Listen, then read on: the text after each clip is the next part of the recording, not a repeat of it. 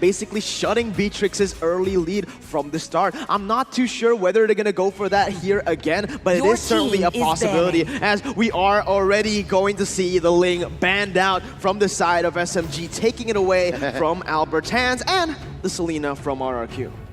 The most recent heroes that RRQ picked are in the big ticket heroes like Aldous, like your Paquito, but I think the most prominent pick coming out from RRQ is definitely this Esmeralda. And I'm sure that they will be the ones who will prioritize that. In the past games during the MPLI, it was a hero that was the anchor for RRQ, especially during their victories. So that is probably one of the heroes that SMG might look into. Maybe ban your Hayabusa and your Ling, and then eventually somewhere along the lines of Esmeralda. Yeah, they can kind of open it. They can play with it. You can still try to prioritize those heroes like Beatrix, those heroes like Matilda, and then trade off for the aforementioned other hot picks. Exactly. And I think this will be a high probability because banning the Nathan almost signals to me that you're going to pick either Esmeralda or something along the lines of an Alice. But yeah, I think that Esmeralda is maybe a third pick for RQ. Absolutely, and now it is going to be a very, very interesting ban coming in from the side of RRQ because we all know Sasa, back in MPL Malaysia, he loves that Kimi. So far, we haven't seen any Kimi picks, but is it going to be in the heads of SMG, of RRQ? Do they want to take it away? Does SMG even want to pick it at this stage? We haven't seen a whole lot of Kimi, actually. But again, it is a comfort pick for Sasa. Carry as well. Yeah, there's just way too many marksmen to try and figure that out. So I think RRQ is just going to play to their strengths and not try to lock down SMG. That is just way too much of an ask. You're thinking of way too many things, and that's how you lose. You get out of your comfort zone, you lose track of what you want to do, get from point A to point B, you lose track of things, and then you just, next thing you know, Sasa's just breaking down your base. So don't do that. RRQ, interestingly enough, they started to ban out the Amon, which was debuted in day 2 by Onyx Philippines. It's slowly starting to get the respect it deserves. Yeah. When it comes to first picks, you still have the Paquito, you still have the Beatrix. I'm not entirely sure if RRQ is inclined to actually first pick the Beatrix. As it is one of very strong hero, but kind of tricky hero if you put it in a literally first pick. Maybe if you're in the red side, you can trade for it. You can trade for it. Matilda is also open, and RRQ really loves that hero as well. At least in the regular season of MPL Season 8 Indonesia. Grab it, Vin, grab it. Yep. Let's see what's happening here for the side of RRQ now with their first pick. They can go for the Matilda, securing a very good hero for Vin. A Ruby perhaps as well is opened up, or they might just go for the Beatrix, but no, it is actually going to be the Paquito. One hero that we've seen actually, it's been nerfed this patch, but we have seen it being very successful here in the M3 stage. Obviously still sitting at a 75% win rate with 8 times. Oh, yeah. That's very high stats because of the fact that Paquito cannot be nerfed ever. Just simply because of the mechanics of the hero. But now the answer, it's going to be the Matilda for SMG and the Clint. And I think you know what it is for RQ. It will be the Esmeralda. Maybe the Beatrix as well because it can answer this Clint. But knowing RQ, sometimes they answer Clint pick with a Brody. So it might be a choice for them. So my guess is here for RQ, somewhere along the lines of Beatrix as well as Brody, and then the Esmeralda for their XP laner. Farsa's still out there, by the way. Exactly. You can give Clay something good and something that can kite around, maybe eat the circling eagle, and give Sasa a run for his money. And there it is! All right. We were half correct. We were 50-50 on the trade. If we combine it together, I think that we are 100% correct. There you go. A fun fact about RRQ's draft, whenever they get Esmeralda, whoever plays it, man, it can be Sin, it can be R7, they have just been on a roll. And also Clay getting that comfort pick. Farsa and Yeep, this is his 2 signature picks, and we have seen so much from this man on those 2 heroes. So they are getting their comfort picks, not just comfort picks, but also Prio, strong in the meta right now. And SMG, they will have to respond. Matilda already quite countered. It seems like we have gone back to the fundamental way of drafting. Very rarely will we see with a team pick up 2 side laners. And yeah, this is what you want to do. You want to kind of keep one of your side laners as SMG goes ahead and picks up the Yi Sun-shin. Now we have something for win. Yeah. With this Yi Sun-shin, Yi Sun-shin and Matilda, there's a big tempo boost for SMG. When you're looking at the heroes of RRQ, if they put this Paquito in the jungle role, it kind of means that they can match up against the Isinshin, at least when it comes to the tempo. But when it comes to objective taking, both the Clint as well as the Isinshin have so much turret damage as well as hero damage. Now for SMG, that might be the idea. They are going to be looking for additional heroes that can match up well against the objective taking potential of RRQ. Now for SMG, this might be a Thamus of XP that can be the choice for SMG, especially because it's better against the Esmeralda as well as the Paquito. But it could be banned out by RRQ. Absolutely, and now honestly, look at SMG. They are banning away the Lancelot from the side of RRQ, man. Getting 3 assassins out of Albert's hands. Exactly. But RRQ, they might be cheeky with it right here. Roger is still up and open. Whenever Albert gets the Roger, this is one of the picks that we haven't seen a lot from because Roger has just been out of the meta for quite a while now. But his Roger got a Savage in MPL Season 8. From their composition, it does really seem like they want to be able to dive and kite away. Roger provides the best of both worlds right now. So we'll see what happens there, as also, they've already kind of set it up. With the Ruby ban, Roger is going to be really good. Yeah, you see this Paquito first pick coming out from RRQ, it's always a flex pick. And even with the presence of the Esmeralda, you can't say for sure that this will be a jungler Paquito or an XP lane Paquito, because both the Esmeralda can be played both gold and XP lane. This means as well that it's hard to ban against RRQ in the next phases, because now SMG is assuming this will be not a jungler Paquito. Instead, it will be in the XP lane because they banned both the Algius as well as the Lancelot. This means that they can only take away either the Yuzhong or the Thams in their 4th pick. Now RRQ can always answer with a different hero from the offlane, somewhere along the lines of Lapu-Lapu, or maybe even just use this Esmeralda in the XP lane, then get a gold lane mage like a Lilia to destroy the squishy lineup of SMG. It seems like they picked up a different ban here. I love that you brought up the Yuzhong and Tams, because those are some of the top heroes at Smooth from SMG field, and he doesn't get the nod much. Honestly, people keep saying, oh, it's Zyme Senpoi, oh, it's Sasa. Yeah. Hell, even Expedea will get the nod most times, but most people don't look at Smooth. People look down on Smooth, and I love Smooth. The way that he played in the Grand Finals really just opened up the map for Sasa. Oh, you have it opening up the map. Someone with insane mobility here with that shield unity is able to just open up the map really, really well. With the help of the Isinshin as well, it is going to be really good, man. Getting that Mountain Shocker, basically getting the map pressure very early on. But RRQ, they can respond with something as well. One of Vince's signature picks, the Jawhead, is still up for grabs here, and we haven't seen that at all. What the hell is happening to M3? We have that seen Jawhead. What was that? Like, it's crazy. RRQ, though, last time we saw them field the Esmeralda, they paired, and then when they went up against like Marksman or something, they paired up with a Florin, and Florin is also a hero that we're surprised to not see at all. Now, if you're looking at something along the lines of Farsa, there it is! There it is. We were looking for it, and we spoke about it yesterday, Wolf. Yep. We talked about it just being bullied out of the meta. It's because that one isolation play compared to when you have a Ruby available, this is your next best pick. And again, it's inferior to Ruby in the current metagame. And you know what I read from the Baksha? SMG saying, I dare you to pick the Florin. I dare you to pick the Rafaela. And that's what's open here. Yep. But RRQ read into it. Coach Achil, not doing it. I love the Brody. We talked about this. We brought this up in the early parts of the draft. It's great versus the Clint. And we also talked about this Lilia, which is gonna come from the mid lane for SMG. Gonna be the source of big bursts, which will be great against the squishier side Paquito as well as the Farsa and the Brody in a way. However, this Jawhead and Farsa combo, I've seen this before from RRQ. They are not gonna stop making the plays. Clay is gonna be amazing with this Farsa in combination with Vin's Jawhead.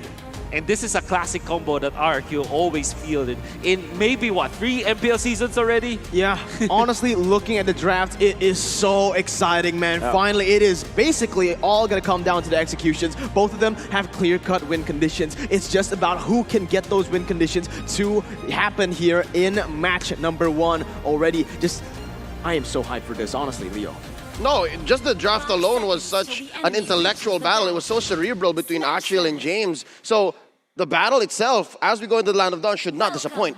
Let's see what happens here. RRQ takes on SMG in the first match of day 4. Let's see what happens here as Achil and James, they've done their job. It is time for the players to do theirs. Let's get into the Land of Dawn. R7 on the Esmeralda.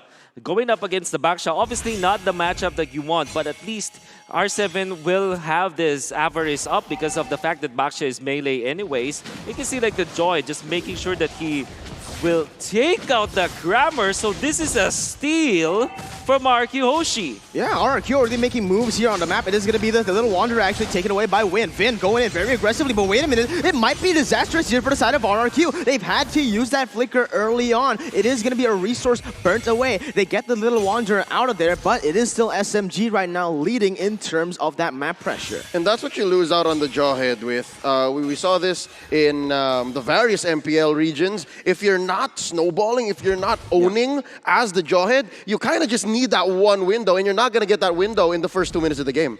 Absolutely. And now it is going to be SMG trying to look for something in that bottom side. This is what they like to do. They play for that bottom side. Get Sasa ahead is the name of this team right now. But so far, they are able to actually give him a lot of room. Xin still sitting under that turret. Yep, in the first minute, we saw that they had the upper quarter in control. Now they're answering back. And slowly, I think this rotation will go ahead and give the nod to SMG. Close one for Zyme Senpoi, though. They might walk into this. Expedia. Oh! Yeah, it's going to be actually the ejector coming in. Expedia still able to run away somehow with the guiding win and the flicker.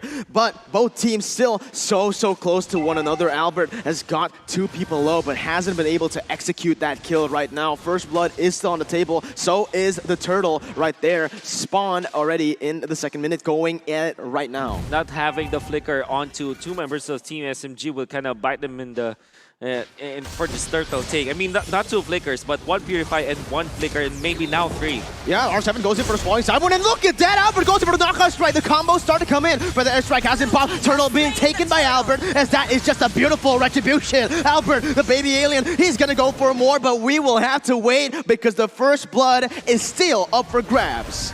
I love it. Opening up with the R7 Rendezvous. This is the way he plays the Esmeralda even early on. Doesn't even need the items, just the fact that the kit of the hero plays so well to his style. It's what they need. It's what opened up the XP lane. It's what opened up the turtle. And I could have sworn Team SMG was going to get it. There was the Mountain Shocker to open up the team fight. Yeah. But in the end, RRQ Hoshi, they placed Clay so properly. They placed Vin so properly. And now we're eating our words. The ejector is what they needed in that very moment. Can we talk a little bit about that retribution by Albert? Because it looked like, man, SMG had the control. Yeah, definitely. I would say the composure coming out from Albert. I mean, he's done it so many times. And this is a land setup as well. F3, look at that! Vin goes in for the combination and the prediction. First blood, as you can already hear the screams from RRQ. That's your Razor first blood. I could have sworn that he might be even faster than what Team SMG had to react to. I mean, he was way ahead, maybe 3 steps ahead of that. Using the ultimate first, the unstoppable force, he knows that the flicker will come in, and even through the turret aggro, he went in. Absolutely. Albert already forcing Zyme Senpoi to use that black shoes. Just pure aggression. This is RRQ Hoshi's playstyle. All they want to do is keep banging on your door, and certainly this is what they're doing. I'd suggest for Team SMG, if they're feeling that there's like too much pressure and they're not ready to take fights yet, play to that strength. Get away from it. Use Expedia to face check. Use the Mountain Shocker defensively. Because if not, they're going to keep walking into Vin. They're going to keep walking into R7. And right now, this is step 1. Smooth, isolate R7. Smooth, go ahead, do some face checking yourself. Use that Baksha rollout, unite, and make sure that there's nobody lurking, nobody making Win's life difficult. And the one thing that Team SMG can hold on for this early game, the one thing they can say that's good is Sasa hasn't died yet. Sasa it could have been so disastrous for Sasa if Vin just keep pulling those Ultra Instinct ejectors, because they don't even need to use the flicker. Yeah, but you can see the setup from RRQ. They are a completely different beast to what we saw from Season 8, from MPLI. Usually, they're just going guns blazing. They don't really think much of what they're doing. They rely on their mechanics, but they have fixed all of those mistakes. You can see the turtle, second turtle being picked up. Nothing lost at all. They will be able to trade the bottom side, but look at that. It's going to be Win. No, in his own jungle. Gets invaded, and Albert comes in for the kill. Smooth now trying to recover for his team, but RRQ, they simply have too much power, too much sustain and too much damage in that top side. As Finn goes in for the onslaught force to the backside, ejector comes in as well. Sasa is gonna go falling down, but wait a minute, he's going to go and outplay Zin and Finn. Sasa! What the heck was that, man? Sasa has shown himself. He falls just almost immediately, but still the outplay, that very one, that moment, oh! That was amazing, but however, RRQ will still get more. So they want to go for Expedite this time, but Albert bit him off more than he could chew. Is really taking advantage of this turtle buff, but which is, by the way, super underrated on the jungler Paquito. With so much burst and nukes from the physical department that you can get from the Paquito, it is even more amplified with that bonus that you get out of the turtle. But look at that, Sasa flickering in forward and gets the entangle as well. My God. What a series of events for SMG. However, it was put to a stop by Clay. Honestly, that was beautiful there, man. He played with the vision. He went into that bush, but Expedite now, he's going to go use Circle Eagle, but it's actually going to be Zin bringing them back onto the turret, and Expedite will lose a lot of HP. This is the time for RRQ Hoshi to maybe look for something in that top side. You can see that they did the switch now. R7 and Smooth down on bottom. They understand that for Sasa to get some farm, you need to switch it up. You need to give the firepower over here to Team SMG to try to get at least one more turtle for SMG before we go into Lord timers. And the thing is, Expedite shouldn't have done that. I think that was very risky. They just made the call at the last moment to say, okay, Vin might be here, and there he is indeed, actually. Yeah, Expedite gets caught out right there. There's already 2 ultimates being burnt down for the side of RRQ. As SMG, they might look to collapse, but look at the damage coming in. Albert completely just removes Zyme Senpoi out of the game, and Sasa's next. Albert, the baby alien, he's looking for the triple kill, goes in under the turret to pick it up. Oh my God, SMG, there's nowhere to go. Maniac for the baby alien, holy. Albert is putting a show, and we've used this term before. This is a seminar, this is a clinic. We are seeing Albert showing how it's not even just the efficiency of how he was able to use his skills. The combo is just too good. The way that every single choice of skill that he thrown in that specific skirmish was perfect. phenomenal. It's perfect. Like this 3-combo finish against Zai Senpoi, and then he waits for another refresh of his skills, and then eventually takes out Clint. Such a perfect execution from the Paquito, and I'm sure that will go down to the textbook on how to play the Paquito. It's part of the scramble. I think Team SMG, they already kind of got off tempo when they started that call and say, okay, underneath the turret, we're going to try to get a Circling Eagle down. And they kind of felt a little bit of hesitation, a little bit of ganker's remorse, if I might put it that way. And that's what opened them up to that quick take up top, a Maniac for the baby alien. And now they're scrambling. Again, one more time, R7 here, he's comfortable, more than comfortable to take his fight. He's in a 1v3 and he doesn't care. He's not taking any damage right there. Sasa will be able to pick up an objective on the board in that top side, but still R7 with this pressure. I do want to go back, roll it back again to that replay, man, because you saw Albert. He was actually caught in that sandwich. Yep. The decision making and the shot selection by him was just beautiful. They had all the kit. They knew exactly where they were. They knew how to engage. They had their perfect targeting. The fact that Sasa went down second in that row of 4, if at 2K you took down the Clint, then you're all good. You're good in the hood, as they say. Yeah. You're good in the hood, absolutely. But this is what I wanted to see from RRQ. This is the Indonesian aggression that we all love and we all know. From yesterday, we've seen a lot of macro plays. Crazy this, crazy that, but we haven't seen this. Look at that. It's just RRQ going to town. Zin picks up the kill, and SMG are forced to back away again. Man. This is a more refined version of that aggression. I took note of the way that they performed in MPL, the way that they did in the Invitational, and they seem to want to pick fights and then convert. Now it seems like they're thinking 2 steps ahead. Maybe we can convert into this, but where do we find the fights? And that's what's happening with RRQ Hoshi this time around. They're not even looking for the people. The dudes just come to them. The bodies just come to them right in the way of their steam-rolling pattern. And right now they're ahead 2 turrets. R7 just, again, going 3v1. Yeah, you can see, honestly, when we take a look at the items, because usually oh my God, this is RRQ. Man. They split up the map, they can do it. You want to go for team fights, we can do it. And R7 once again zoning off the members, flickering forward, and he's looking for the 2v1. Look at the way he's buying the time for RRQ members to walk up to the top side, and all of that while doing the setup to go and siege. You get nothing, sir. Looking at the gold here, R7 is at 6K, Win is at 4. He's ahead by 2 over the opponent's jungler, and that's just what happened here. forcing SMG to switch around. We already saw Sasa go from top to bottom, bottom to top, and looking at his farm right now, it's at 6K. R7 still ahead of that. Oh my goodness, the way they played this game has been perfect so far. Look at the waves crashing in at the exact same time as that is all the tier 2 and turrets taken off the board. You can see from the face cams right now. Oh my god, just to put the salt on the wound, you get another pick off, and the Feather Airstrike will be able to take Sasa to very deep waters. RRQ are gonna go in for it. Starver lands on a 3, and they're just styling at this point. They don't need to be able to make these plays anymore. All they need is 4 of those inhibitors, but Xin goes in once again, using that Torn Apart memory to deal some damage as Albert, he is not going to be punished at all. At this point, I'm not even questioning why it's Xin and not Skylar, because you don't need mechanics at this point. You just need that killer instinct. You just need that grit. You need that experience to understand that it's the Albert show this time around. We're setting him up. Clay's gonna make him soft, and Albert's gonna knock them all down. 4 in a row earlier already, and looking at the gold lead, 10K in 11 minutes. 10K, where does Team SMG even go from here? Oh, you know, you see Vin is 5.3K. That is the roam, the position 5, the least priority. And look at Win! Look at 5.7K. The difference between the jungler of the enemy and the roamer of RRQ is just 300 gold. And that spells doom for Team SMG. That is insane. If you look at it, 11 minutes and you're able to build this much of a gold lead already, only losing 1 turret, by the way. There's too much on the back of the lone cowboy here. I know that one key for Team SMG to get back is to make Sasa a threat, to give Sasa a chance to hit those free hits and then get the burst on to Clay or even Sin.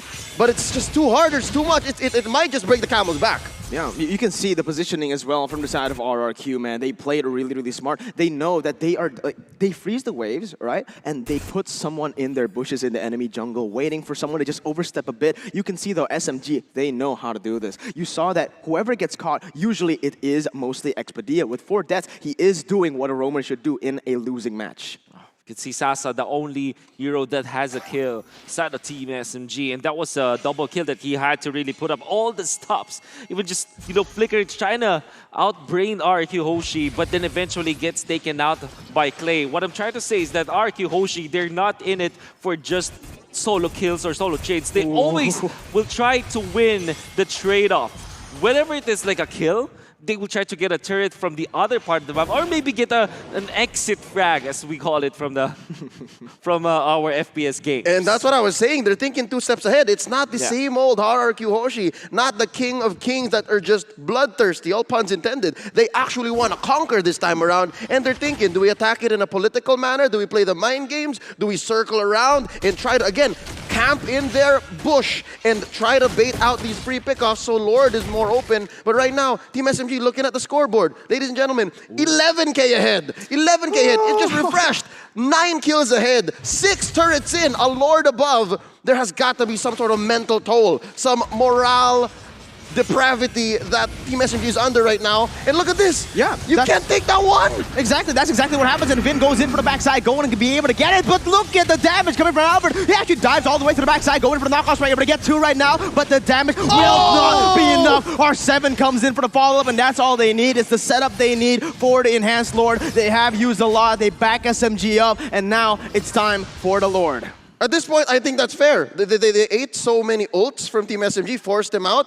No kills for sure. RRQ Hoshi kept their battle spells in check. And all this did was open up the map more, make it a little more blue, and make this Luminous Lord all the more free. Now the question is, are they waiting to choke out this purple? Are they waiting for it to scale at 15? Or are they going to go for it and bait out another team fight Team SMG's not ready for? That's the thing, right? RRQ Hoshi, all of their heroes have low cooldown ultimates. Maybe the longest cooldown might come from Vin's Jawhead, but that's not even long at this point, so they can continuously fight.